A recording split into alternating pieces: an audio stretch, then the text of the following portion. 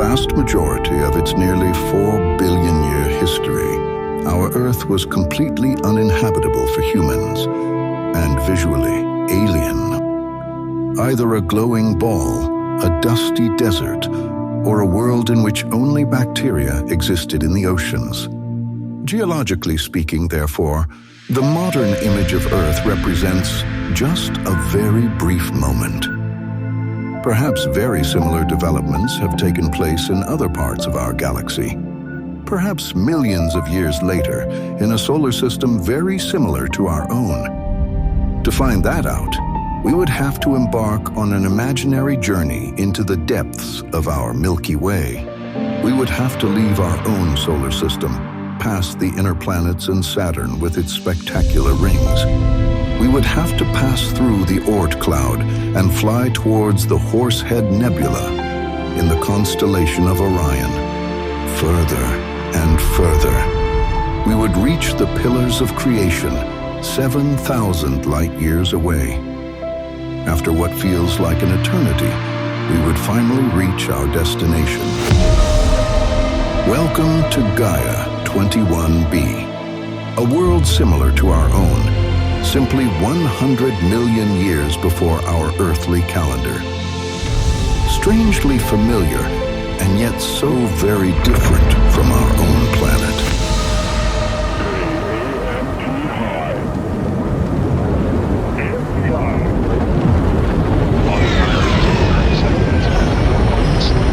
Integrity passes the ultimate target miles.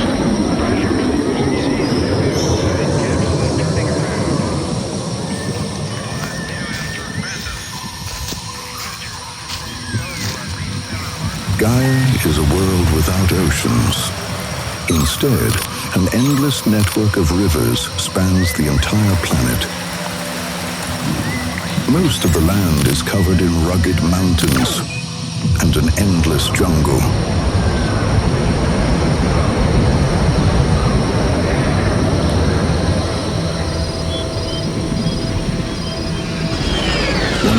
Million years before our era, our Earth was in the Cretaceous, the age of the last dinosaurs, before the Great Extinction.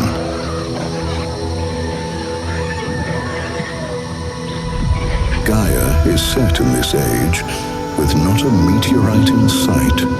The transition into the Tertiary period is seamless, and animals live together on Gaia that would probably never have met on our Earth. As on Earth, the largest population of living creatures on Gaia would be insects and beetles, which, on a planet with mangrove forests and constant rainfall, would grow to an impressive size.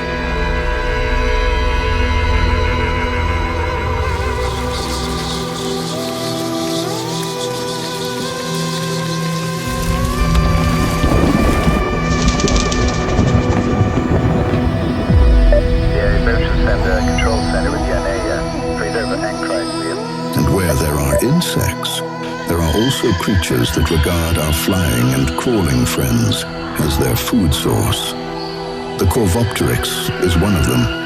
Every evening at dusk, huge swarms of them take flight into the night sky in search of a hearty breakfast, because the Corvopteryx is a nocturnal pterosaur.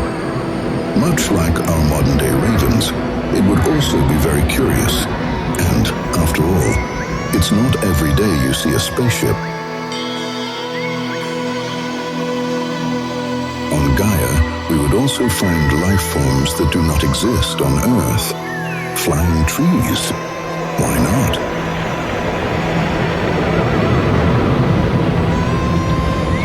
Different living conditions give rise to incredible life forms. Our oceans on Earth are a perfect example of this. On Gaia, reduced gravity and lower air pressure create this breathtaking natural spectacle.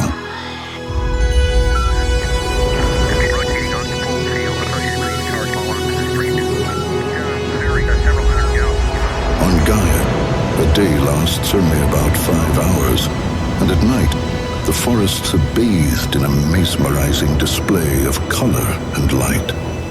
Some of the animals, much like our earthly fireflies, have developed the ability to bioluminescence, so they compete with the plants to glow and find their way in the darkness. They still need to protect themselves from the constant rain, however. The larger inhabitants don't really mind. Apart from predators, the rain poses the greatest danger to the smaller, ground-dwelling creatures, whilst the larger animals prefer to keep an eye out for a nighttime snack. Just as quickly as night fell over Gaia, a glorious morning soon dawns over the forests of our new world. Other animals are waking up and are, of course, on the lookout for a hearty breakfast. And that applies not only to the smaller animals, but also to the much larger ones. Much like our flying trees, these whale-like creatures also move through the air, and instead of krill in the seas, they prefer to eat the much larger specimens of an extremely pesky species of mosquito. We'd better set off for new places and adventures before we end up becoming part of this generous breakfast buffet. At over 120 meters, the mighty gigantocorlys trees tower like skyscrapers above the savanna-like landscape. That is equivalent to a 40-story skyscraper and is the habitat of countless insects and bird-like dinosaurs. The trees' mighty cones strike against one another in strong winds, producing an incredible sound that can be heard far across the savanna. In some ways, these majestic giants are reminiscent of a tree species we also know on Earth, the baobab trees in Africa, also known as the trees of life. Coming closer to the base. Our energy is running low, and we need a software update.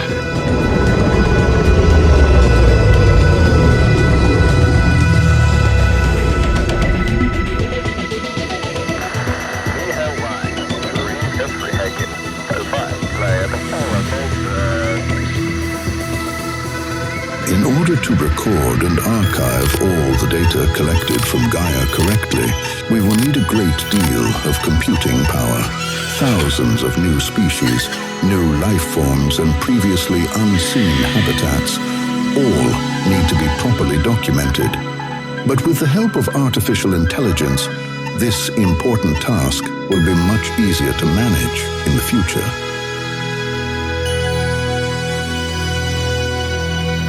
Our research probe must also be constantly adapted to the new environmental conditions on Gaia. The high humidity and the large number of foreign particles in the air are putting a real strain on the filters and propulsion systems. But once it has been recalibrated and cleaned, the probe is ready to resume its research mission on the new planet.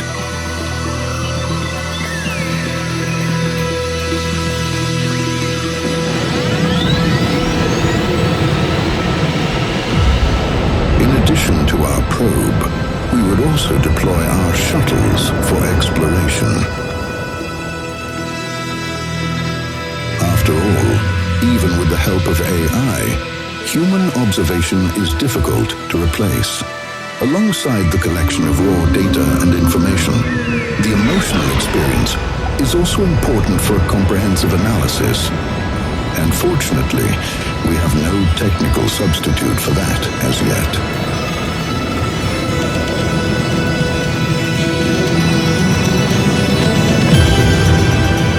Some of the creatures on Gaia would be considerably larger than their earthly counterparts due to the environmental conditions. This is certainly true of this version of, let's call them, pistol shrimp. With the size of a cat and the ability to create a powerful implosion accompanied by a loud bang, they pose a serious threat to our probe. For other inhabitants of the river, however, the probe is out of reach. These fish are quite reminiscent of their earthly, prehistoric ancestors, the ichthyosaur from the early Jurassic.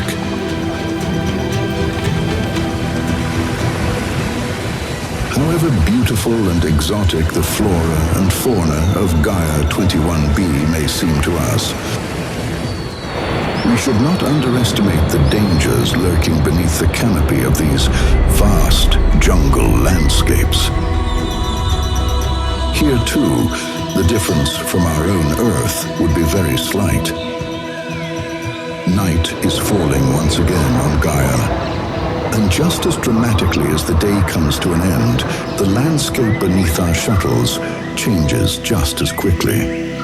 Many plants use their own biological light source as night falls. This is fortunate for these trilobites. Light attracts insects. The glowing plants with their balloon-like growths transform the jungle every evening into a fascinating festival of light and water displays. And many, a resident of this mangrove jungle, would prefer not to be disturbed during this natural spectacle. Other inhabitants of the area prefer to make a quick getaway upon our arrival, for no one has ever seen an extraterrestrial probe here before.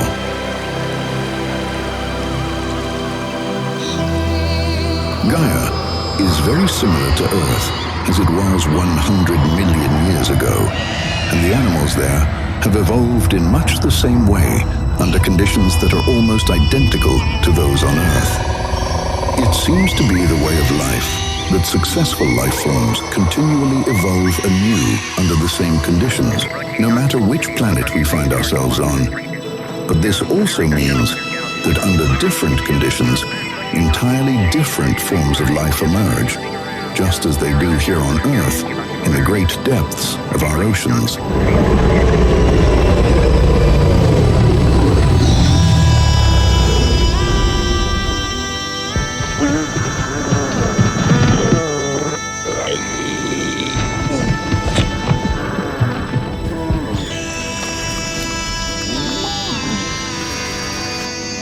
And where there are large herds of grazing animals, there are naturally also hunters on the lookout for their next meal. But the Tapirus rex is no easy prey.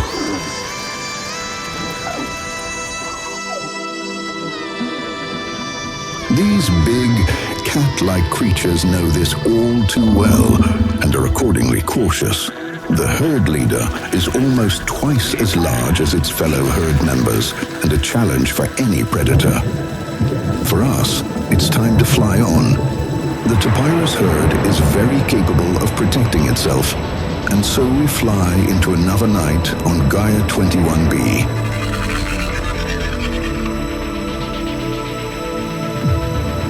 Even for our probe, exploring the jungle isn't always as safe as it seems.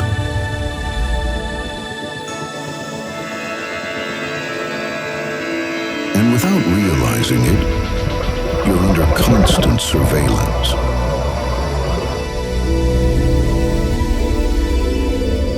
And then you encounter a species, one that is first of all very large, and secondly, won't tolerate any intruders in its territory.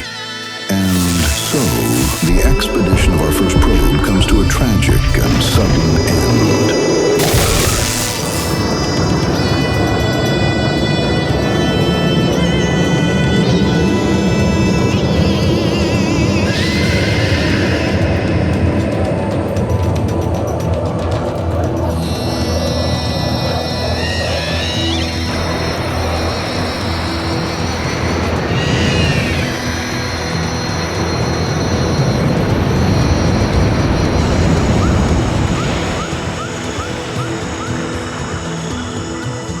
It is now time for us to return to our mothership, as our first research expedition on Gaia is coming to an end.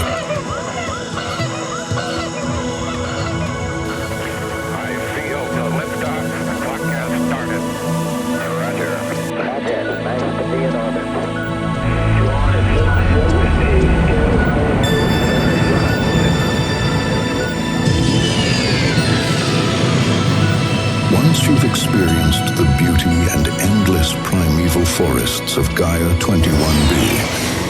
It won't be easy to pack up and just fly on.